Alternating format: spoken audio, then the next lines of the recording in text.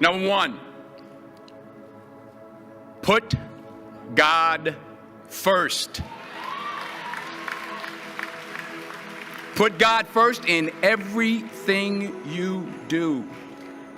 Everything that you think you see in me, everything that I've accomplished, everything that you think I have, and I have a few things, everything that I have is by the grace of God.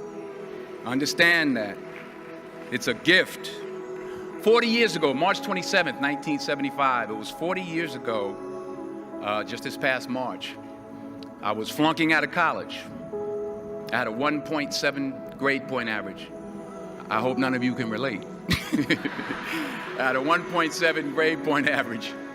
I was sitting in my mother's beauty shop. They still call it beauty shops now? What they call it now?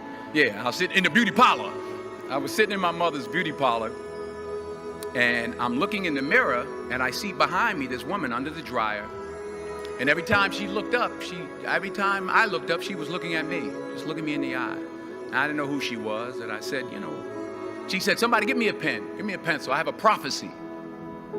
March 27, 1975, she said, boy, you are going to travel the world and speak to millions of people. Now, mind you, I was flunked out of college. I'm thinking about joining the army. I didn't know what I was going to do, and she's telling me I'm going to travel the world and speak to millions of people. Well, I have traveled the world, and I have spoke to millions of people. But that's not the most important thing, the success that I had. The most important thing is that what she taught me and what she told me that day has stayed with me since. I've been protected. I've been directed. I've been corrected. I've kept God in my life, and it's kept me humble. I didn't always stick with him, but he always stuck with me. So stick with him in everything you do.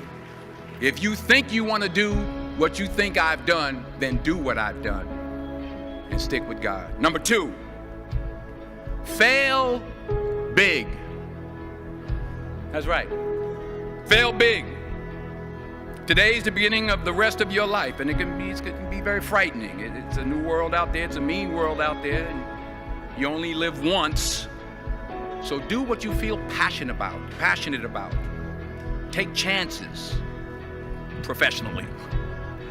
Don't be afraid to fail. There's an old IQ test, was 9 dots, and you had to draw 5 lines with a pencil within these 9 dots without lifting the pencil. The only way to do it was to go outside the box. So don't be afraid to go outside the box.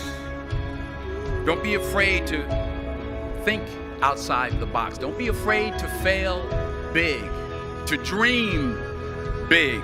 But remember, dreams without goals are just dreams, and they ultimately fuel disappointment. So have dreams, but have goals. Life goals, yearly goals, monthly goals, daily goals. I try to give myself a goal every day. Sometimes it's just to not curse somebody out. Simple goals, but have goals. And understand that to achieve these goals, you must apply discipline and consistency. In order to achieve your goals, you must apply discipline, which you've already done, and consistency every day, not just on Tuesday and just a few days. You have to work at it every day. You have to plan every day. You've heard the saying, we don't plan to fail, we fail to plan. Hard work works. Working really hard is what successful people do. And in this text, tweet, twerk world that you've grown up in, remember, just because you're doing a lot more doesn't mean you're getting a lot more done.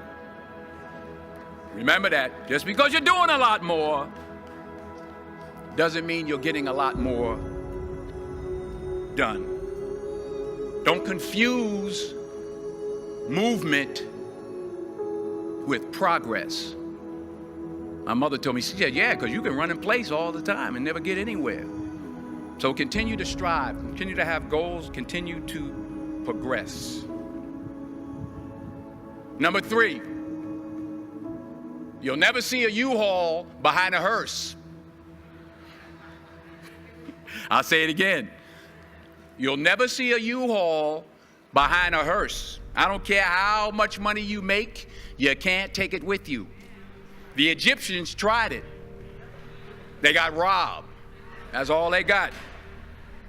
You can't take it with you. And it's not how much you have. It's what you do with what you have. We all have different talents. Some of you will be doctors, some lawyers, some scientists, some educators, some nurses, some teachers. Yeah, okay. Some preachers.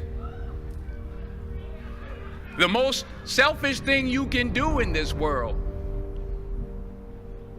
is help someone else. Why is it selfish? Because the gratification, the goodness that comes to you, the good feeling that I get from helping others, nothing's better than that. Well, one or two things, but nothing's better than that. Not jewelry, not big house I have, not the cars, but it's the joy. That's where the joy is, in helping others. That's where the success is, in helping others. Finally,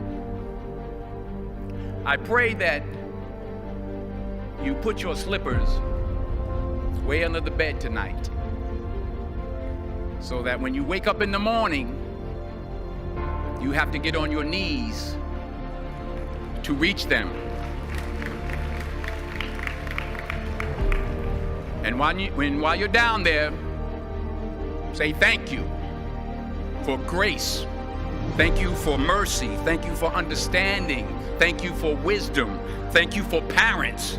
Thank you for love. Thank you for kindness. Thank you for humility. Thank you for peace. Thank you for prosperity. Say thank you in advance for what's already yours. It's how I live my life. That's why I am, one of the reasons why I am today. Say thank you in advance for what is already yours. True desire in the heart for anything good is God's proof to you, sent beforehand to indicate that it's yours already. I'll say it again. True desire in the heart, that itch that you have, whatever it is you want to do, that thing that you want to do to help others and to grow and to make money, that desire, that itch, that's God's proof to you, sent beforehand already to indicate that it's yours. And anything you want good, you can have. So claim it. Work hard to get it. When you get it, reach back. Pull someone else up. Each one, teach one. Don't just aspire to make a living. Aspire to make a difference. Thank you.